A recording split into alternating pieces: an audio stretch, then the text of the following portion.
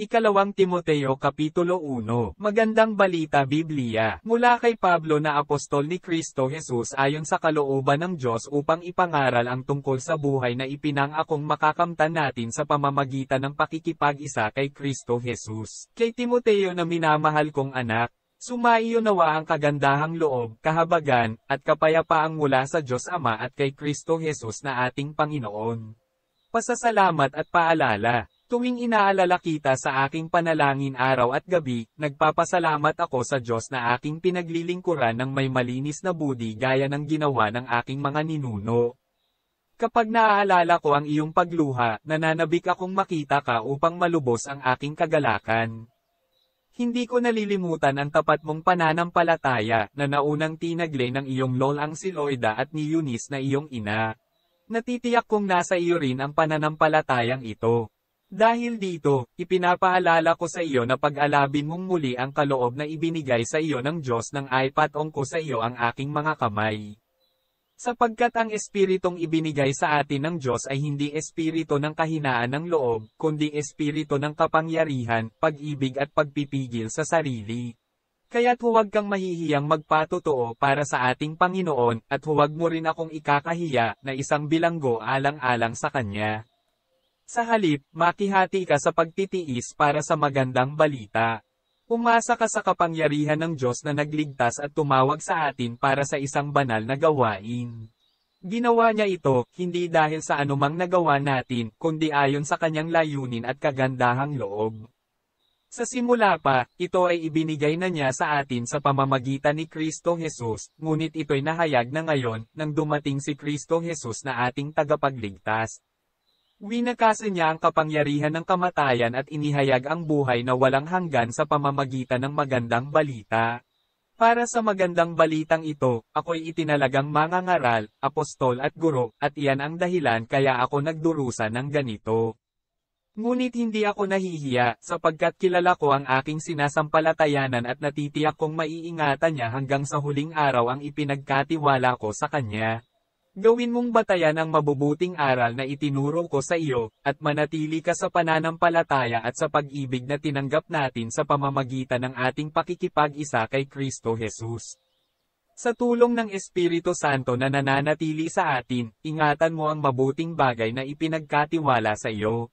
Alam mong ako'y iniwan ng lahat ng mga nasa Asia, kabilang sina Phigelo at Hermogenes.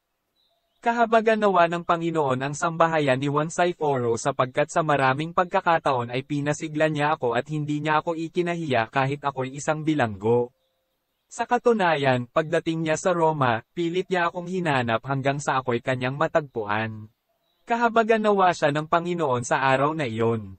Alam mo naman kung paano niya ako pinaglingkuran sa Efeso.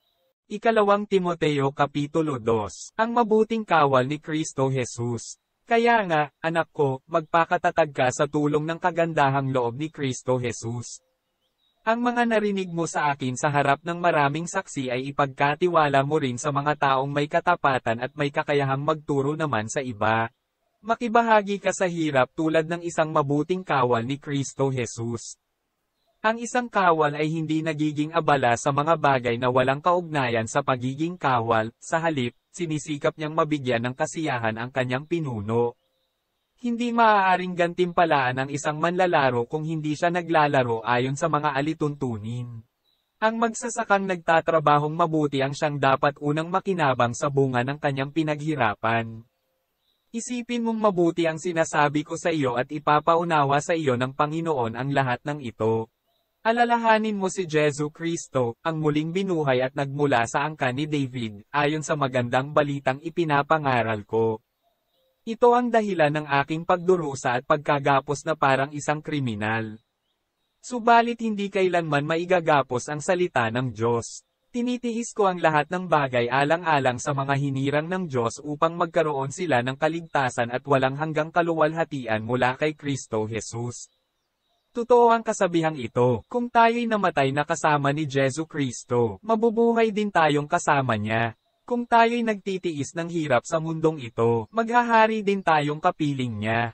Kapag itinakwil natin siya, itatakwil rin niya tayo. Kung tayo man ay hindi tapat, siya ay nananatiling tapat pa rin, sapagkat hindi niya maaaring itakwil ang kanyang sarili. Tapat na lingkod ni Kristo. Ipaalala mo sa kanila ang mga bagay na ito at pagbilinan mo sila, sa pangalan ng Diyos, na iwasan nila ang mga pagtatalo tungkol sa mga salita na walang kabuluhan at walang ibinubungang mabuti, sa halip, ito'y nagpapahamak lamang sa mga nakikinig.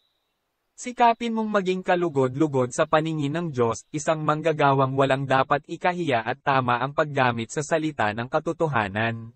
Iwasan mo ang mga usapang walang paggalang sa Diyos sapagkat ang mga iyan ang lalong naglalayo ng mga tao sa Diyos. Ang mga salita nila ay parang gangrena na kumakalat sa katawan. Kabilang sa mga nagturo ng ganito ay sina Hymenaeus at Phileto. Lumihis sila sa katotohanan at ginugulo nila ang pananampalataya ng iba sa pamamagitan ng pagtuturo na ang muling pagkabuhay ay naganap na. Ngunit matibay ang pundasyong itinatag ng Diyos at do'y nakatatak, kilala ng Panginoon kung sino-sino ang tunay na Kanya, at ang bawat nagsasabing siya'y sa Panginoon ay dapat lumayo sa kasamaan. Sa isang malaking bahay ay may iba't ibang uri ng kasangkapan, may yari sa ginto o pilak, at mayroon na mangyari sa kahoy o putik. May ginagamit para sa mga tanging okasyon at mayroon namang pang-araw-araw. Ang sino mang lumalayo sa kasamaan ay katulad ng sisidlang natatangi, malinis at karapat-dapat gamitin ng may-ari para sa lahat ng mabubuting gawain. Kaya nga, iwasan mo ang masasamang hilig ng kabataan, sa halip ay pagsikapan mong maging matuwid, tapat, mapagmahal at mapayapa, kasama ng mga taong may pusong malinis na tumatawag sa Panginoon. Iwasan mo ang mga hanggal at walang kabuluhang pakikipagtalo sapagkat alam mo namang nauuwi lamang iyan sa mga pag-aaway. Ang lingkod ng Panginoon ay hindi dapat makipag-away, sa halip ay dapat siyang maging mabait sa lahat, mahusay magturo at matyaga. Mahinahon niyang itinutuwid ang mga sumasalungat sa kanya, baka sakaling sila'y bigyan ng Diyos ng pagkakataong magsisit tumalikod sa kanilang mga kasalanan at malaman nila ang katotohanan. Sa gayon, maliliwanagan ang kanilang isip at makakawala sila sa bitag ng dyablo na bumihag sa kanila upang kanilang sundin ang kagustuhan niya. Ikalawang Timoteo Kapitulo 3. Ang mga huling araw. Dapat mong malaman na sa mga huling araw ay darating ang mga panahon ng kaguluhan. Sapagkat ang mga tao ay magiging maibigin sa sarili, maibigin sa salapi, palalo, mapagmataas, mapagsamantala, suwail sa magulang, walang utang na loob at lapastangan sa Diyos. Sila'y magiging walang pagmamahal sa kapwa, walang habag, mapanirang puri, walang pagpipigil sa sarili, marahas, at walang pagpapahalaga sa mabuti. Sila'y magiging mga taksil, padalos-dalos, mayayabang, maibigin sa kalayawan sa halip na maibigin sa Diyos.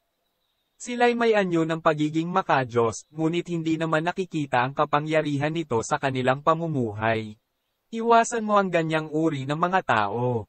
May ilan sa kanila nagagamit ng panlilinlang upang makapasok sa mga bahay ng mga babaeng madaling malinlang. Ang mga babaeng ito'y inuusig ng bigat ng kanilang mga pagkakasala at itinutulak sa sari-saring pagnanasa. Lahat na'y gustong matutunan ng mga babaeng ito ngunit kailanmay hindi nila nauunawaan ang katotohanan. At tulad nina Janes at Jambres na sumalungat kay Moises, sila ay sumasalungat din sa katotohanan. Wala silang iniisip na kabutihan at hindi tunay ang kanilang pananampalataya. Ngunit hindi magpapatuloy ang kanilang kasamaan, sapagkat makikita ng lahat ang kanilang kahangalan, gaya ng nangyari kina Janes at Jambres. Mga huling tagubilin. Ngunit sinunod mo ang aking itinuro sa iyo, ang aking ugali at layunin sa buhay. Tinularan mo ang aking pananampalataya, pagtitiyaga, pag-ibig at katapatan. Nasaksihan mo ang mga pag-uusig at paghihirap na dinanas ko sa Antioquia, Iconia at Lystra. Napagtiisan ko ang mga ito. At sa lahat ng ito ay iniligtas ako ng Panginoon. Gayon din naman, ang lahat ng nagnanais mamuhay ng matuwid bilang tagasunod ni Kristo Jesus ay daranas ng mga pag-uusig, samantalang ang masasama ay lalo namang magpapakasama, at ang manlilinlang ay patuloy na manlilinlang at sila man ay malilinlang din. Ngunit ikaw, magpatuloy ka sa mga aral na natutunan mo at matibay mong pinaniwalaan, sapagkat kilala mo ang mga nagturo nito sa iyo. Mula pa sa pagkabata alam mo na ang banal na kasulatan, na may kapangyarihang magbigay sa iyo ng karunungan tungo sa kaligtasan sa pamamagitan ng pananampalataya kay Kristo Jesus. Ang lahat ng kasulatan ay kinasihan ng Diyos at kapaki-pakinabang sa pagtuturo ng katotohanan, sa pagsaway sa kamalian, sa pagtutuwid sa likong gawain at sa pagsasanay para sa matuwid na pamumuhay, upang ang lingkod ng Diyos ay maging ganap at handa sa lahat ng mabubuting gawain. Ikalawang Timoteo Kapitulo 4. Sa harap ng Diyos at ni Kristo Jesus nahahatol sa mga buhay at sa mga patay, alang-alang sa kanyang pagdating bilang hari, inaatasan kita, ipangaral mo ang salita ng Diyos, pagsikapan mong gawin iyan napapanahon man o hindi. Himukin mo at pagsabihan ang mga tao, at palakasin ang kanilang loob sa pamamagitan ng matiyagang pagtuturo. Sapagkat darating ang panahong hindi na sila makikinig sa wastong katuruan, sa halip, susundin nila ang kanilang hilig. Maghahanap sila ng mga tagapagturo na walang ituturo kundi ang ibig lamang nilang marinig. Hindi na sila makikinig sa katotohanan, sa halip ay ibabaylang ang kanilang pansin sa mga kathang isip. Ngunit ikaw, maging mahinahon ka sa lahat ng oras, magtiis ka sa panahon ng kahirapan. Gampanan mo ang tungkulin ng isang mangangaral ng magandang balita at tuparin mo ng lubos ang iyong paglilingkod. Sapagkat dumating na ang panahon ng pagpanaw ko sa buhay na ito. Ako'y mistulang isang handog na ibinubuhos sa dambana. Pinagbuti ko ang aking pakikipaglaban, natapos ko na ang dapat kong takbuhin, at nanatili akong tapat sa pananampalataya. Kaya naghihintay sa akin ang koro ng gantimpala para sa mga namuhay ayon sa kalooban ng Diyos. Sa araw na iyon, ang Panginoon na siyang makatarungang hukom, ang siyang magpuputong sa akin ng korona, hindi lamang sa akin, kundi sa lahat ng nananabik sa kanyang pagbabalik. Mga personal na tagubilin, sikapin mong makapunta dito sa lalong madaling panahon. Iniwan ako ni Demas dahil sa kanyang pag-ibig sa daigdig na ito, pumunta siya sa Tesalonika. Si Crescente naman ay nagpunta sa Galacia, at si Tito sa Dalmacia. Si Lucas na lamang ang kasama ko rito. Hanapin mo si Marcos at isama mo rito, sapagkat malaki ang maitutulong niya sa aking mga gawain. Pinapunta ko sa Efeso si Tekiso. Pagpunta mo rito, dalhin mo ang aking balabal na naiwan ko sa Troas sa bahay ni Carpo. Dalhin mo rin ang mga aklat, lalo na iyong mga gawa sa balat ng hayop. Napakasama ng ginawa sa akin ng panday na si Alejandro. Pagbabayaran siya ng Panginoon sa kanyang mga ginawa. Mag-ingat ka sa kanya, sapagkat mahigpit niyang sinalungat ang ipinapangaral natin. Sa unang pagharap ko sa hukuman ay walang sumama sa akin, pinabayaan nila akong mag-isa. Patawarin nawa sila ng Diyos. Ngunit sinamahan ako ng Panginoon at binigyan ng lakas upang makapangaral ng lubusan sa lahat ng hentil, at ako'y naligtas sa tiyak na kamatayan. Ang Panginoon ang magliligtas sa akin sa lahat ng kasamaan at siya rin ang maghahatid sa akin ng ligtas sa kanyang kaharian sa langit. Purihin nawa siya magpakailanman. Amen. Pangwakas na pagbati. Ikumusta mo ako kina Priscilla at Aquila, at sa sambahayan ni Onesiforo. Nagpaiwan sa Korinto si Erasto, si Tropimo na may iniwan ko sa Mileto na may sakit. Pilitin mong makapunta dito bago magtaglamig. Kinukumusta ka ni na Eubilo, Pudente, Lino, Claudia at lahat ng mga kapatid.